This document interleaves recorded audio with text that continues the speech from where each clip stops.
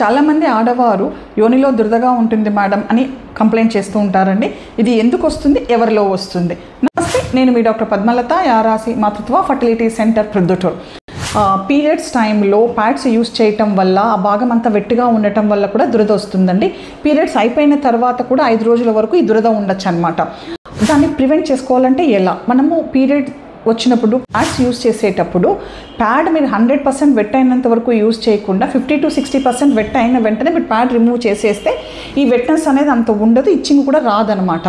Next వచ్చేసేసి dates ఆగిపోయిన తర్వాత వాళ్ళల్లో కూడా ఈ వెజైనా డ్రై వల్ల వాళ్ళకి ఇచ్చింగ్ వస్తుంది. వీళ్ళు ఖచ్చితంగా డాక్టర్ని సలహా తీసుకోవాల్సి వస్తుంది అనమాట. ఎందుకంటే హార్మోన్స్ సరిగ్గా ఉండకపోవడం వల్ల డేట్స్ ఆగిపోయిన తర్వాత వాళ్ళకి ఇచ్చింగ్ వస్తుంది. కొన్నిసార్లు ఈ ఇచ్చింగ్ ఎంత ఎక్కువగా ఉంటుందనంటే వాళ్ళు భరించలేక గోకి రక్తం వచ్చేంత పరిస్థితి కూడా ఉంటాయన్నమాట. ఇంకొన్నిసార్లు వెజైనల్ ఇన్ఫెక్షన్ అనమాట, వైట్ డిశ్చార్జ్ వల్ల కూడా ఈ దురద అనేది చాలా కామన్గా వస్తుంది.